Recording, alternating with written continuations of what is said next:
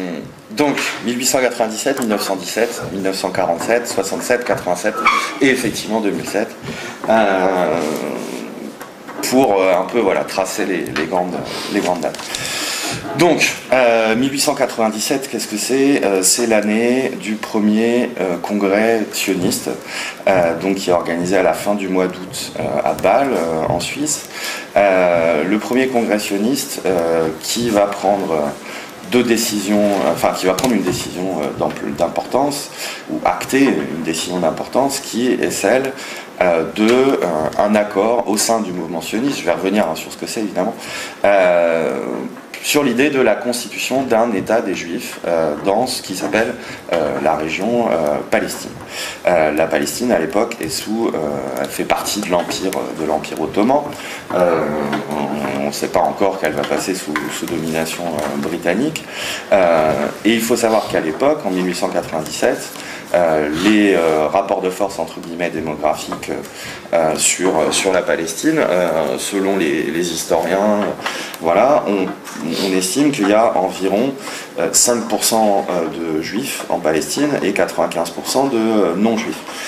Et donc décision est prise de constituer un État des juifs en Palestine, avec des résolutions qui sont votées, hein, c'est un congrès, c'est comme dans les congrès des partis politiques, et donc avec deux modes d'action, on va dire, ou deux décisions d'ampleur qui sont prises, qui est la première qui est d'organiser l'émigration de population juive depuis l'Europe vers la Palestine. On a même le terme colonisation qui est utilisé dans les résolutions. Donc quand ils disent on colonise pas, en fait c'est ce qu'ils disaient au départ. Voilà. Et le deuxième qui est de chercher des soutiens auprès des puissances occidentales pour venir à l'appui du projet de colonisation de la Palestine. Colonisation, pourquoi? En raison des rapports de force démographiques, c'est-à-dire pour faire un État des Juifs là-bas, il va falloir amener du monde, vu qu'il y a une toute petite minorité de Juifs sur place qui ne sont pas des Juifs sionistes, c'est important de le souligner, et qui vivent à l'époque en harmonie avec les populations locales, musulmanes, chrétiennes, etc. Donc nécessité de faire se déplacer des gens. Et deuxième chose, nécessité d'avoir un appui ou des appuis de la part de pays occidentaux de poids, parce que c'est dans les débats du congressionniste, dans les débats autour du congressionniste, les gens sont assez lucides. Ils savent très bien qu'une entreprise comme celle-ci ne va pas nécessairement être accueillie à bras ouverts par les populations locales. Parce que contrairement à la mythologie qui sera construite ensuite, la Palestine n'était pas une terre sans peuple. Il y avait une population qui habitait sur place depuis bien longtemps, et c'était pas non plus des bédouins, même si j'ai rien contre les bédouins, mais ça fait partie de la mythologie aussi, de dire les Palestiniens, la Palestine vivait au rythme du chameau, c'est ce qu'écrit Tom Segev, l'historien israélien, alors qu'à l'époque c'est une route commerciale importante, il y a des ports, il y a toutes ces choses-là, donc c'est pas une terre vide, quoi. Donc l'idée est d'organiser les migrations et d'obtenir le soutien d'un ou plusieurs pays occidentaux. Le sionisme, qu'est-ce que c'est et ça vient d'où? Le sionisme, c'est un mouvement politique, et j'insiste bien là-dessus, politique, c'est pas un mouvement religieux, pas du tout. Les fondateurs du mouvement sioniste sont des laïcs, de même que les principaux dirigeants dans l'histoire du mouvement sioniste seront des laïcs. Aujourd'hui encore, la direction, alors de moins en moins, puisqu'il y a les religieux, entre guillemets, qui ont infiltré ou qui ont intégré l'appareil d'État israélien, mais dans l'histoire, ce sont très majoritairement des laïcs, et aujourd'hui encore, je veux dire, un mec comme Netanyahou, je veux dire, la religion, il s'en fout complètement, enfin, c'est pas son problème, lui, c'est un politique, voilà, il se situe dans l'histoire du sionisme.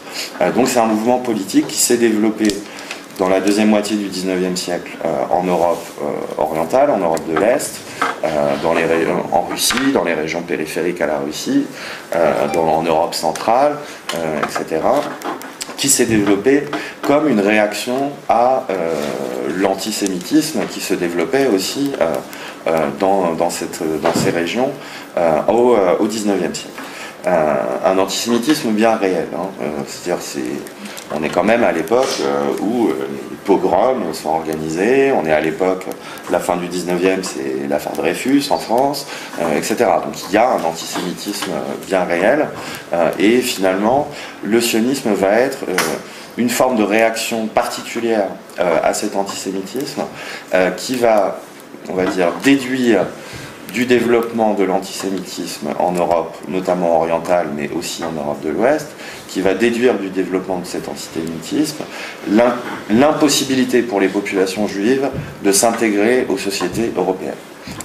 Il y a l'antisémitisme, ça signifie que les juifs ne peuvent pas s'intégrer dans les sociétés européennes, et donc la conséquence de ça, c'est de dire les juifs doivent donc, pour vivre en sécurité, avoir leur propre État. Voilà, c'est ça le fondement du sionisme, et c'est un mouvement qui se situe, on va dire, dans le contexte de son époque. Et à 3 niveaux. Le premier, c'est il y a l'antisémitisme, et le sionisme est une forme de réaction à l'antisémitisme. C'est pas la seule. Il y a d'autres formes de réaction à l'antisémitisme. Il y a des organisations politiques juives qui vont se constituer. Il y a des fronts avec des juifs et des non-juifs qui vont s'organiser pour lutter contre l'antisémitisme, etc. Le sionisme est une des formes de réaction, mais c'est une forme de réaction particulière, puisque c'est un mouvement qui préconise de fait la séparation. Donc dans son contexte par rapport à l'antisémitisme, dans son contexte par rapport au nationalisme, parce que la deuxième moitié du XIXe siècle, c'est aussi le triomphe des idéologies nationalistes, hein, notamment dans les régions en question, en Europe orientale et aussi petit à petit en Europe de l'Ouest. Je vous rappelle, je vous renvoie à des vieux cours d'histoire, mais l'unité allemande, l'unité italienne, etc., les nationalismes en Europe centrale, la décomposition de l'Empire austro-hongrois, etc., etc. C'est l'émergence des nationalismes européens dits modernes. Et le sionisme est une forme de nationalisme, et il se situe dans le cadre du développement des nationalismes européens. Mais c'est une forme de nationalisme aussi particulier, puisque c'est un nationalisme qui se double immédiatement, et c'est là où il est dans son contexte à un troisième niveau, qui se double du projet colonial. C'est-à-dire c'est un nationalisme qui se pense aussi comme un colonialisme, et c'est consubstantiel, on va dire, le nationalisme et le colonialisme dans le projet sioniste, parce qu'il faut partir. Il faut partir quelque part. Et je dis que c'est dans son contexte, c'est parce que le colonialisme, à l'époque aussi, c'est quelque chose qui est particulièrement valorisé dans les sociétés et les champs politiques européens. C'est pas un gros mot. C'est pour ça que quand dans les résolutions du Congrès sioniste, ils disent on va aller coloniser la Palestine, ça choque personne. C'est plutôt un truc qui est à la mode. Je renvoie ou j'envoie au discours de Jules Ferry, par exemple, à l'Assemblée nationale en France. Jules Ferry n'a pas seulement rendu l'école laïque, machin, tout ça. Jules Ferry était un apôtre de la colonisation, expliquant le devoir des civilisations européennes d'aller civiliser, etc., etc. Donc ça se situe là-dedans. Et j'insiste là-dessus parce que c'est important d'avoir ça à l'esprit, parce que finalement, ces piliers du sionisme vont être quelque chose qui va être constant dans toute l'histoire de ce mouvement politique, et aujourd'hui encore, cette idée, de la séparation, c'est-à-dire la séparation entre les juifs et les non-juifs, c'est la première chose. La deuxième chose, l'aspect nationaliste de la chose, et le troisième, l'aspect colonial. Voilà, donc ça c'est 1897, décision est prise, et donc il va y avoir la mise en place de structures pour organiser donc le départ des Juifs depuis l'Europe, avec Bon, je développe pas là-dessus parce que c'est pas essentiel ici, mais il faut bien comprendre que il y a une caractéristique de classe aussi de ce mouvement politique. C'est-à-dire que le sionisme répond à un antisémitisme bien réel, mais il répond surtout à un antisémitisme qui frappe une catégorie particulière de la population juive et qui est liée au développement politique et économique qui existe alors en Europe orientale dans la deuxième moitié du XIXe siècle. Qu'est-ce que je veux dire par là? C'est que l'Europe orientale va être modernisée économiquement par la force, par les pays d'Europe occidentale. C'est-à-dire qu'en Allemagne, en Grande-Bretagne, en France, etc., on passe assez rapidement, on passe progressivement, pardon, à ce qu'on va appeler le capitalisme industriel, les grandes entreprises, les grosses unités de production, etc. C'est à ce moment-là que ça va se développer.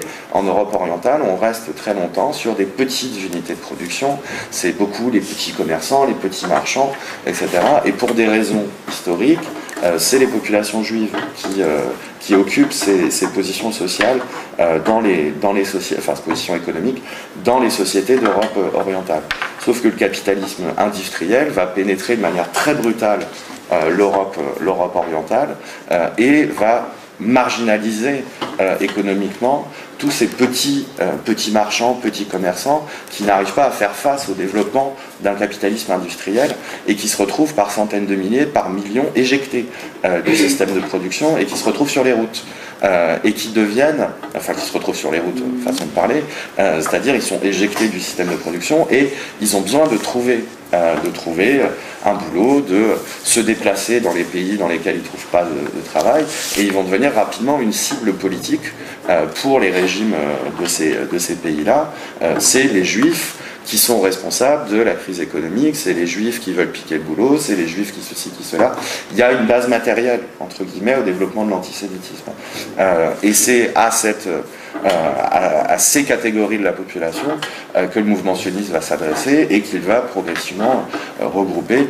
Les leaders du mouvement sioniste sont des gens qui sont issus de ce qu'on appellerait la petite bourgeoisie intellectuelle, etc. Le nom qui est très retenu, Théodore Herzl, voilà, c'est la petite bourgeoisie intellectuelle, il était journaliste, etc. Mais la base, on va dire, du mouvement sioniste, ça va être ces centaines de milliers, ces millions de juifs qui se retrouvent marginalisés politiquement et socialement et victimes de l'antisémitisme. Et donc, à partir de la fin du XIXe siècle, va se mettre en place un système d'organisation de l'émigration et de recherche de soutien occidentaux. Il faut savoir que le mouvement sioniste va chercher partout du soutien. Auprès de l'Allemagne, auprès de la France, auprès de la Grande-Bretagne, auprès même de la Russie tsariste antisémite. Ça veut dire que ça n'a jamais été un problème pour les dirigeants du mouvement sioniste d'aller chercher des appuis auprès d'États et de gouvernements antisémites. Bien au contraire. Puisque finalement, c'est ce qui se passera de la partie du mouvement sioniste allemand après l'arrivée d'Hitler au pouvoir, c'est de dire, bon, écoutez, on est au moins d'accord sur une chose, les Juifs doivent partir d'Allemagne. Voilà, mais j'y reviendrai tout à l'heure. Donc il va y avoir cette recherche ici, malheureusement. Il y a des lettres de l'organisation sioniste allemande de février 1933, lettres au chancelier Hitler, qui sont assez flippantes. Mais j'y reviendrai. Donc voilà, 1897, ça acte un peu, ça cristallise, on va dire, ce projet. 1917. 1917, qu'est-ce que c'est? 1917, c'est le 2 novembre 1917, un moment assez important, qui est ce qu'on a retenu comme étant la déclaration Balfour. La déclaration de Balfour du nom du ministre des Affaires étrangères du gouvernement britannique. Qu'est-ce que c'est la déclaration Balfour? C'est un court texte, c'est une lettre écrite en fait par Balfour à Rothschild, qui est un des principaux dirigeants et grands argentiers du mouvement sioniste, dans lequel donc le ministre des Affaires étrangères britannique explique que le gouvernement de Sa Majesté apporte son soutien au projet d'établissement d'un foyer juif en Palestine. Voilà, et donc c'est une déclaration officielle, et c'est la première de soutien de la part d'un gouvernement occidental au mouvement et au projet sioniste. Pourquoi elle est importante, cette déclaration? Déjà pour cette raison-là, c'est un appui, on va dire, de poids pour le mouvement sioniste. C'est une reconnaissance, une légitimité qui est acquise par le mouvement sioniste. Et, deuxième élément, elle ne vient pas de n'importe qui. Elle vient du gouvernement britannique qui, quelques mois plus tôt, s'est mis d'accord avec le gouvernement français sur un partage du Moyen-Orient suite à l'effondrement prévisible de l'Empire ottoman. Parce que pendant la Première Guerre mondiale, l'Empire ottoman, entre guillemets, a choisi le mauvais camp, en tout cas le camp des perdants, et les futurs vainqueurs se répartissent, on va dire, ce que vont être finalement les zones qui vont passer sous leur contrôle. C'est les accords dits Sykes-Picot, du nom britannique et français, de partage du Moyen-Orient, qui date de 1916, avec cette idée que la Palestine, dont le territoire n'est pas encore très bien défini, la Palestine sera sous contrôle britannique, les Français se réservant le Liban, la Syrie, etc. Mais donc c'est une grande puissance, et qui plus est la puissance qui va être amenée à être tutélaire, on va dire, sur la Palestine, qui apporte son soutien au mouvement sioniste pour l'établissement d'un foyer juif en Palestine. Le mot État n'existe pas dans la déclaration de Balfour, c'est foyer juif. Mais c'est bien évidemment pris par la direction du mouvement sioniste comme étant un soutien au projet d'État. Et ça acte définitivement quelque chose qui jusqu'alors n'était pas forcément, on va dire, très clair et très évident pour tout le monde, que la destination sera bien la Palestine. Parce que je ne l'ai pas dit tout à l'heure, étant donné que c'est des choses qui, même au début du XXe siècle, continuent à susciter, on va dire, discussion, c'est que le projet originel du mouvement sioniste, c'est l'établissement d'un État des Juifs quelque part. La Palestine, ça vient comme étant finalement une destination choisie parmi d'autres. Dans le mouvement sioniste, on a discuté de Madagascar, on a discuté de l'Argentine, on a discuté de l'Australie, on a discuté de plein de choses. Et la Palestine a été choisie pour des raisons symboliques et aussi pour des raisons politiques, puisque c'était un petit peu compliqué d'expliquer à des pays dont on voulait le soutien, qu'on allait s'établir dans leur propre colonie. Ça c'était pas forcément évident, alors que là, on parle de quelque chose qui est à l'époque sous responsabilité ottomane. Bref, donc 1917, c'est le soutien officiel des Britanniques. Pourquoi ce soutien? Il ne faut pas se tromper. Le soutien des Britanniques au mouvement sioniste n'est pas lié à une sensibilité particulière au sort des Juifs en Europe. Ça va être une constante de la part de tous les pays qui soutiendront l'entreprise sioniste puis l'État d'Israël. Ça n'a rien à voir avec les Juifs. Ça a à voir avec ce que les pays en question estiment être leurs intérêts dans la région. C'est ce que je disais au début sur la rencontre entre le mouvement sioniste d'un côté et les intérêts des pays impérialistes de l'autre. Pour le gouvernement britannique, l'idée est assez simple, c'est d'avoir, alors ils appellent ça un foyer, mais ils ont bien compris que ça serait plus que ça, c'est d'avoir dans une région qui, on va dire, n'est pas forcément très favorable à la tutelle britannique, d'avoir un noyau qui sera un allié dans la région et un point d'appui pour d'éventuelles luttes, combats, difficultés à venir. Vous avez des textes assez drôles ou pas drôles, mais notamment un texte du gouverneur britannique de Jérusalem, je ne sais plus si c'est son titre exact, gouverneur britannique, mais bon, le représentant de la Grande-Bretagne à Jérusalem, qui au début des années 20, explique que l'État juif sera un petit Ulster loyaliste juif en plein milieu d'un océan arabe hostile. Donc qu'est-ce que c'est? Voilà, la référence à l'Ulster, donc à l'Irlande du Nord. Donc ils font référence à ça, de dire voilà, on aura comme une Irlande du Nord, loyaliste, mais juive, au milieu d'un océan arabe hostile. Donc voilà, c'est quelque chose qui est pensé très clairement, et ça fait écho à ce que dit la direction du mouvement sioniste elle-même, puisque dans l'État des Juifs, qui est le livre un peu programme, on va dire, du mouvement sioniste, écrit par Theodor Herzl en 1898, vous avez la formule qui est « l'État juif sera un avant-poste de la civilisation contre la barbarie ». Voilà, George Bush n'a rien inventé, tout ça s'inscrit dans une longue histoire. Et donc finalement 1917, je vais passer à la suite, 1917 ça cristallise un peu ce que je vous disais au tout début, cette idée de rencontre. C'est-à-dire que d'un côté vous avez un mouvement politique qui se développe pour des raisons propres. C'est-à-dire le sionisme a sa propre logique, son propre agenda, ses propres objectifs. Et pendant très longtemps, et 1917 c'est symbolique, mais ça va mettre du temps encore, mais pendant très longtemps, il est considéré comme, il est très marginal. Il est marginal, dans les communautés juives on les prend pour des fous, c'est-à-dire vous imaginez, vous vivez en Europe de l'Est et vous luttez contre l'antisémitisme et vous avez des types qui vous expliquent bien on va chez les Arabes, on va faire notre État, bon ça, ils passent pour des fous, les religieux sont très hostiles au mouvement sioniste, avec cette idée que, pour des raisons religieuses, avec l'idée que c'est pas les hommes qui doivent dire quand les juifs retournent en Palestine, c'est Dieu, un truc qui existe encore aujourd'hui, où ils sont un peu, ceux qui sont encore sur cette ligne-là ne sont pas les plus open, quoi, on va dire, même si certains ont l'air de les considérer comme des alliés, bon, c'est un peu compliqué, on va dire. Voilà, mais ils sont très très très minoritaires, très marginaux, et l'appui des Britanniques, finalement, et cette rencontre, va être quelque chose qui va considérablement les dynamiser et leur donner un poids politique de plus en plus fort.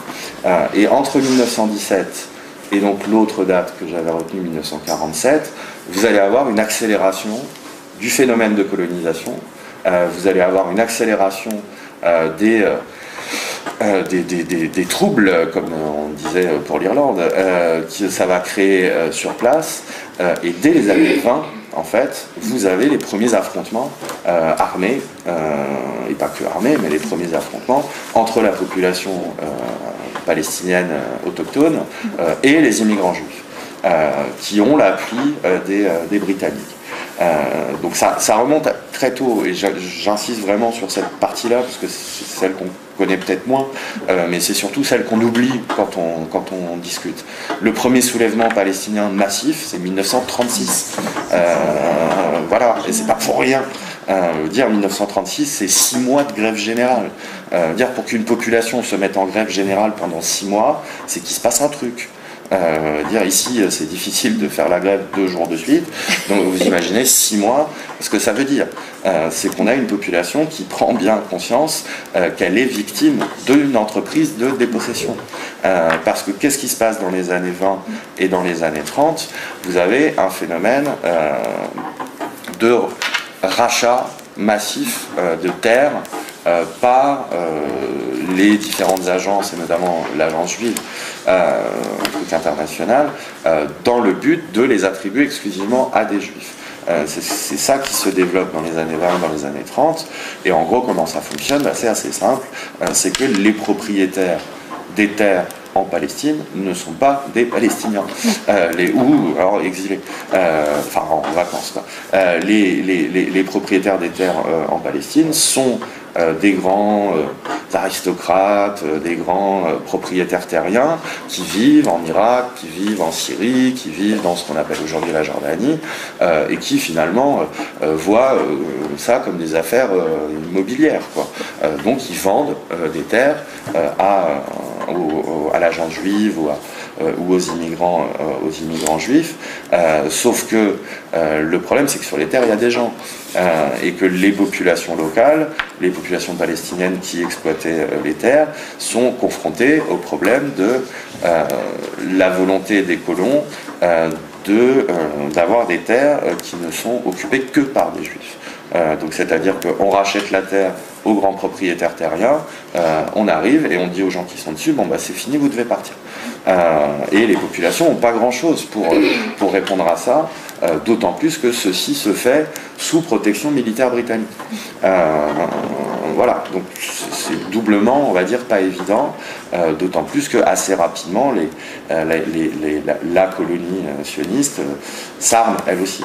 Et donc on a des milices armées qui se développent dans les années 20 et dans les années 30. Les premiers affrontements sanglants, c'est 1929 à Hébron, avec voilà, des émeutes, des dizaines de morts, notamment chez les Juifs, hein, par ailleurs. Voilà, et le premier soulèvement massif, c'est 1936, 6 mois donc, de grève générale, et une guérilla qui va se mettre en place, et il va y avoir des affrontements jusqu'en 1939. Quoi, hein. Et donc l'écrasement du premier soulèvement de 1936 est un écrasement organisé conjointement par l'armée britannique, qui voit d'un très mauvais œil un soulèvement arabe qui pourrait faire des petits dans les régions d'à côté, quoi. On est quand même dans les débuts de ce qu'on a appelé par la suite la décolonisation, et les Palestiniens sont parmi les premiers, hein, dans les peuples déjà, dans les peuples sous tutelle coloniale à se soulever de cette façon-là, conjoint donc de l'armée britannique et des milices sionistes. Et ça, c'est quelque chose qu'il faut avoir en tête, c'est que ce soit pendant la grève ou que ce soit pendant, on va dire, la phase guérilla, affrontement armé, les colons sionistes vont jouer un rôle de supplétif de l'armée et du pouvoir britannique. C'est-à-dire en fournissant des travailleurs pour remplacer les grévistes. Voilà, c'est une vieille tradition qui existe un peu partout, mais voilà, les dockers d'Haïfa sont en grève, et ben on va casser la grève et on fournit des travailleurs juifs pour remplacer les Arabes qui sont en grève, et militairement en participant aussi à la destruction des cellules de guérilla palestiniennes. Et c'est important parce que c'est la démonstration en acte de ce qu'avait promis, on va dire, le mouvement sioniste aux Britanniques. On sera un point d'appui pour les intérêts britanniques dans la région. Et là, en l'occurrence, ils sont confrontés à un soulèvement massif de la population. Que fait le mouvement sioniste? Il fait le choix de l'Empire britannique. Ce qui est important, c'est-à-dire que quand on explique aujourd'hui, par exemple, que les Juifs qui se sont installés en Palestine, etc., l'ont fait parce que c'était leur terre et ils voulaient y vivre en harmonie avec leurs voisins, etc. À la première confrontation de libération nationale, on va dire, en 1936, ils font le choix de la puissance coloniale. Ce qui est quand même un truc assez intéressant et ce qui explique 2-3 choses dans les rapports que vont avoir ensuite les colons sionistes avec la population palestinienne locale. C'est-à-dire que quand la population palestinienne se soulève contre l'impérialisme, le mouvement sioniste fait le choix de l'impérialisme. Et se présente encore aujourd'hui comme un mouvement de libération nationale, par ailleurs, ce qui est quand même assez tordu quand on y pense. Donc, la déclaration de Balfour, l'appui des Britanniques, etc., ça donne un coup d'accélérateur. Et le deuxième coup d'accélérateur, entre guillemets, bien évidemment, c'est la montée du nazisme en Allemagne et ses différentes extensions dans les pays européens qui vont convaincre de plus en plus de juifs européens que finalement les sionistes avaient peut-être raison et qu'il serait bon de quitter l'Europe. Mais sachez que dans les années 30, au moment où il y a les grandes vagues d'immigration de juifs qui quittent l'Europe, la très grande majorité d'entre eux ne va pas en Palestine. Hein. Ils vont aux États-Unis, ils vont en Grande-Bretagne, ils vont, etc. Mais c'est très minoritaire, mais ça représente quand même plusieurs dizaines de milliers de personnes, étant donné ce dont on parle. Israël, c'est grand comme la Bretagne, quoi, hein, donc il n'y a pas besoin d'énormément de gens pour remplir, voilà. Mais disons que ça va légitimer encore un peu plus le mouvement sioniste et contribuer à accélérer finalement le processus de colonisation et d'installation des populations juives en Palestine. Ce qui nous amène à la troisième date, Et rassurez-vous, je vais aller plus vite après, mais je pense que c'est des choses qu'on connaît beaucoup mieux. Mais ce qui nous amène à la troisième date, qui est 1947, le 29 novembre. 1947, qu'est-ce que c'est? C'est le vote de la résolution 181 des Nations Unies qui acte le partage de la Palestine entre ce qu'ils appellent un État juif et un État arabe, sachant, faut le dire tout de suite, que à l'intérieur des frontières de ce qu'ils appellent l'État juif, il y a 40% de pas juifs, quoi. Voilà. Mais c'est pas l'essentiel pour l'instant, on va dire. Comment on en arrive à ce partage? On en arrive à ce partage parce que il y a eu de fait une émigration importante des populations juives en Palestine, et au sortir de la Deuxième Guerre mondiale, on est à peu près à un rapport de force démographique qui est passé à 1/3, 2/3. 1/3 de juifs, 2/3 de non-juifs. C'est lié aux vagues d'émigration des années 20 et à ce qui se rajoute dans les années 30 et surtout juste après la Deuxième Guerre mondiale, avec plusieurs milliers de personnes qui arrivent. Et ça ne va pas, évidemment, sans créer un certain nombre de... Enfin, ça continue, on va dire, de créer une instabilité dans la zone palestinienne. Et les Britanniques sont dans une situation, dans le truc dans lequel ils aiment bien se mettre, les Britanniques, c'est ils ont promis aux uns et aux autres que tout le monde aurait sa part du truc.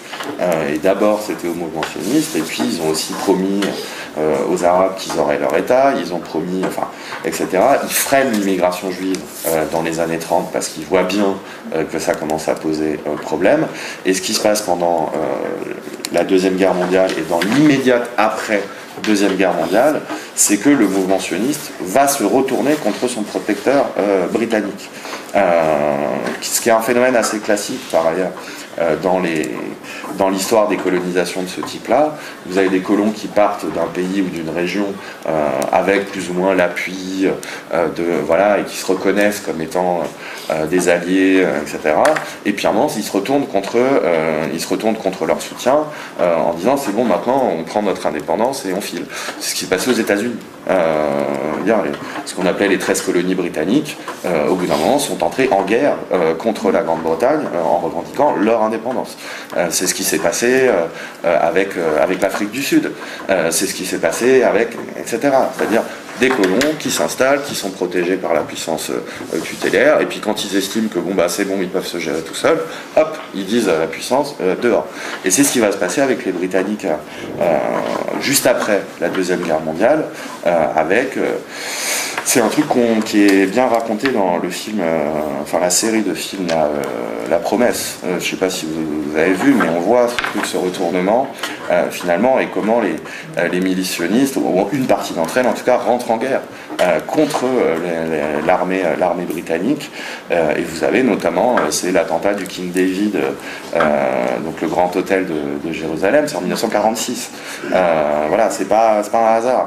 C'est-à-dire le King David, et des dizaines d'officiers et pas que d'ailleurs, mais aussi des civils britanniques qui meurent dans un attentat organisé par une des milices sionistes, celle dirigée par un futur Premier ministre israélien d'ailleurs, comme quoi on est tous le terroriste de quelqu'un.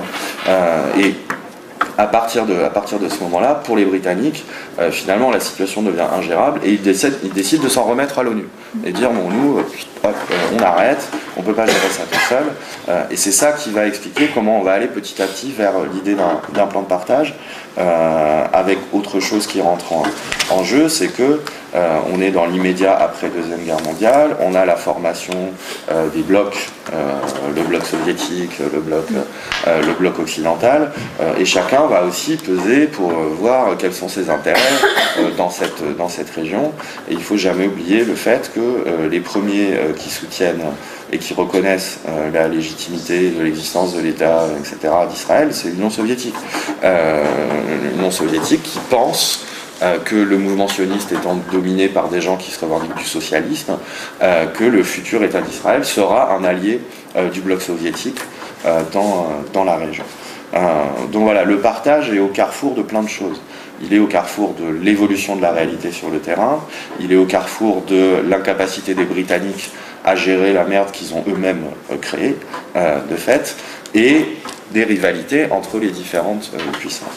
Donc le 29 novembre 1947, le plan de partage est adopté, avec cette idée que le 14 mai 1948, les Britanniques se retirent. Et il n'y a plus de mandat britannique, il se termine ce jour-là, le 15 mai, 14 mai, 15 mai, je ne sais plus, à vérifier, qu'il se retire, et à partir de là, il y aura 2 États. Sauf que tout le monde a très bien compris au moment du partage, qui est refusé par tous les pays arabes et par les Palestiniens, qu'au moment où les Britanniques vont se retirer, ça va être la guerre, quoi. Voilà, tout le monde l'a très très bien compris, tout le monde se prépare à la guerre, et en réalité, la guerre se déclenche bien plus tôt que ce que l'histoire l'a retenu. C'est-à-dire que on dit que la guerre commence en 48. En général, on dit c'est le 15 mai 48, Israël déclare son indépendance, etc. Et du coup, les armées arabes entrent et tout. Entre le 29 novembre 47 et le 14 mai 1948, il y a 400 000 Palestiniens qui sont expulsés à l'intérieur de la Palestine. 400 000 expulsions.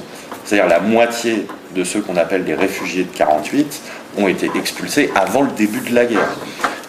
Ce qui dit quelque chose aussi. Et ça fait partie de ces petites choses qu'on a tendance à oublier, ou que certains voudraient nous faire oublier. C'est que les réfugiés palestiniens de 1948 ne sont pas des dommages collatéraux d'une guerre entre Israël et les États arabes.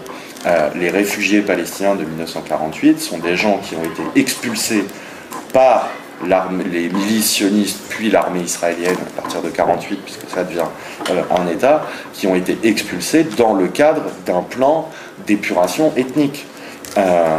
C'est-à-dire qu'à partir du moment où le partage est voté en novembre 1947, pour la direction du mouvement sioniste, ça signifie que l'idée d'un État juif est légitimée, est reconnue à l'échelle internationale, et que maintenant, il faut se donner les moyens que l'État juif soit sur le plus grand territoire possible. Voilà. Sauf qu'il rentre à ce moment-là dans la contradiction dans laquelle on est toujours aujourd'hui, qui est que si tu veux étendre tes frontières tout en étant un État juif, tu as 2 solutions. Soit tu expulses les non-juifs, soit tu gardes les non-juifs à l'intérieur, mais ils n'ont pas de droit. Voilà, tout simplement. À partir du moment où le territoire n'est pas vide, si tu l'étends, et tu as un problème. Si tu veux faire un État des Juifs. Donc, entre 1947 et 1949, ce qui est choisi, entre guillemets, c'est l'expulsion. Et donc, ils expulsent, et donc ils étendent leur territoire petit à petit en expulsant les non-juifs de ce territoire. La guerre est déclenchée en mai 1948. Elle se termine officiellement au début de l'année 1949 avec des traités avec la Jordanie, l'Égypte, etc. Ce qui se passe entre 1947 et 1949, c'est quoi? C'est que, le nouvel État, donc l'État d'Israël, à qui on avait attribué 55% à peu près de la Palestine, s'étend sur 78% de la Palestine. Donc il a augmenté assez considérablement ses frontières par rapport à ce qui lui avait été attribué par l'ONU. Et dans le même temps, il expulse 800 000. À peu près, peut-être 900 000, c'est pas évident à savoir, mais il expulse 80% de la population palestinienne qui réside dans ces 78% de territoire. Et donc au terme de la guerre de 48-49, les Palestiniens, mais c'est pas les Palestiniens en fait, se retrouvent avec 22% de ce qu'était la Palestine. Et c'est là que naissent, et c'est important, je le dis là, que naissent, entre guillemets, la Cisjordanie et la bande de Gaza. La Cisjordanie et la bande de Gaza ne sont pas des entités géographiques ou politiques ou territoriales qui ont une histoire en tant que telle. La Cisjordanie et la bande de Gaza, ce sont les lignes d'armistice de 1949. Voilà, les lignes d'armistice de 1949. Souvent on dit frontières de 67. C'est pas les frontières, voilà, et c'est pas 67. C'est les lignes d'armistice de 49. C'est ce sur quoi l'État d'Israël, la Jordanie, l'Égypte, les autres se mettent d'accord en 1949. Mais ce sont des lignes d'armistice, ce qui veut dire que, y a des gens qui habitent des 2 côtés. il y a des Palestiniens qui habitent des deux côtés. Et ce ne sont pas des entités qui ont une histoire, une viabilité, voilà, c'est des lignes. C'est des lignes, ça crée des zones, et un truc comme la bande de Gaza, par exemple. Les gens se demandent aujourd'hui, mais la bande de Gaza, mais c'est pas viable, etc. Bah oui, c'est des lignes d'armistice, et dedans, il n'y a que des réfugiés. La bande de Gaza, ça existe comme produit d'une guerre. Ça n'existe pas comme histoire d'un peuple. Voilà, qui serait le peuple de Gaza, quoi. Non, c'est le produit d'une guerre. Et c'est on va dire, le lieu où se retrouve toute une partie de ceux qui ont perdu la guerre. Voilà, on ne comprend pas Gaza si on n'a pas ça à l'esprit. Et donc, voilà, 1947 se termine, entre guillemets, le cycle de 47 se termine par 49, avec cette guerre, ces lignes d'armistice, et une Cisjordanie qui est annexée par la Jordanie, et une bande de Gaza qui est administrée par l'Égypte. Et donc, bon, mais ça, on y reviendra cet après-midi, vous n'avez pas d'entité palestinienne autonome après la guerre de 1949. La Cisjordanie, c'est la Jordanie, et Gaza, c'est sous responsabilité égyptienne. Ils vont tolérer 2-3 trucs, mais ça sera pour cet après-midi sur le mouvement national. Donc 1947, c'est une date importante, puisque c'est la création de fait et l'établissement de l'État des Juifs, un établissement qui n'est rendu possible que par l'expulsion. L'État d'Israël n'aurait pas pu exister comme État des Juifs sur 78% de la Palestine s'il n'avait pas expulsé 800 000 personnes. C'est important d'avoir ça en tête, parce que quand on discute aujourd'hui de comment on pourrait régler le conflit, machin, mais vous remettez en question la légitimité de l'État d'Israël. Le problème n'est pas de remettre en question la légitimité de l'État d'Israël.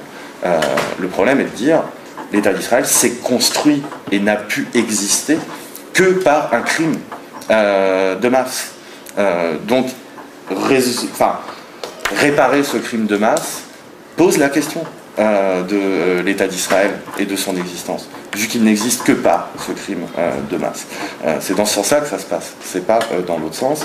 Et s'il y a des réfugiés, et je finis avec 47 là-dessus, ça fait partie aussi des arguments, entre guillemets, à toujours avoir à l'esprit.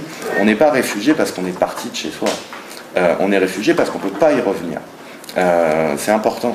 C'est-à-dire que quelles que soient les raisons pour lesquelles les Palestiniens sont partis entre 47 et 49, vous avez tout ce fantasme de les radios arabes qui disaient aux gens quitter les villages, en fait c'est pas la faute des Israéliens, c'est à cause des Arabes si les Arabes sont partis, machin, ils n'ont pas tous été expulsés manu militari, il y en a juste qui sont partis, blabla. À la limite, on s'en fout. Le problème c'est qu'ils n'ont plus le droit de rentrer. Qu'à partir de 49, il y a un verrou qui s'est mis. Si t'es parti, c'est fini. Tu peux plus revenir. Voilà, il y a un effet de cliquet, quoi. Ça marche que dans un sens. Si t'es parti, tu ne peux plus revenir. C'est ça qui fait que t'es réfugié. Parce que si t'es parti et que tu peux revenir, parce que les conditions sont réunies pour, bon bah t'es plus réfugié. Sauf que, non, à partir de là, et c'est ce double, on va dire, élément qui est essentiel sur 40. L'État des Juifs ne naît que par la force et par l'expulsion, et la majorité de la population palestinienne se retrouve en exil. Et ça, c'est des coordonnées essentielles aujourd'hui encore. Pour la fin, parce que vous allez voir que je vais aller beaucoup plus vite sur la fin, 1967. Bon, il se passe des trucs entre chacune des dates que je vous donne. Évidemment, on ne fait pas de l'histoire bataille, quoi, mais je pense que c'est important d'avoir ces jalons-là. Il se passe des trucs. En 56, à Gaza, c'est absolument horrible. Sous la direction du général Sharon, on nettoie, etc. Bon, il se passe des choses, plein de choses. 1967. Pourquoi c'est une date essentielle? Parce que 1967, ça va être le moment où Israël va essayer de, entre guillemets, finir le boulot qui avait été commencé en 1947. 1967, c'est donc juin 1967 qu'on a retenu comme étant la guerre des 6 jours, où en 6 jours, effectivement, l'État d'Israël met une raclée monumentale aux armées arabes coalisées autour, Alors c'est pareil, il y a des grands débats, même s'ils sont quand même assez tranchés par les historiens, y compris israéliens, sur c'est la faute à qui, la guerre de 67, qui a tiré le premier, est-ce que c'est les Égyptiens, est-ce que machin, est-ce que c'est Israël? À la limite, c'est pareil. Moi, je vous dis, on s'en fout. Ce qui compte, c'est le résultat. Le résultat de la guerre de 67, qui est présenté par Israël comme étant une guerre défensive. C'est important. Donc, après cette guerre défensive, l'État d'Israël a quadruplé sa superficie, ce qui est une façon comme une autre de se défendre. Mais bon, ça la fout mal avec les voisins quand même, d'aller leur piquer leur terre. L'État d'Israël quadruple sa superficie. Alors le chiffre peut paraître impressionnant, mais c'est parce qu'il y a le Sinaï en fait. Bon. Mais l'État d'Israël quadruple sa superficie avec le Sinaï, avec le Golan, c'est à cette époque-là que le Golan syrien est conquis, et avec la Cisjordanie et la bande de Gaza. Ce qui est essentiel, je ne viens pas sur le détail de la guerre de 67, on en reparlera tout à l'heure.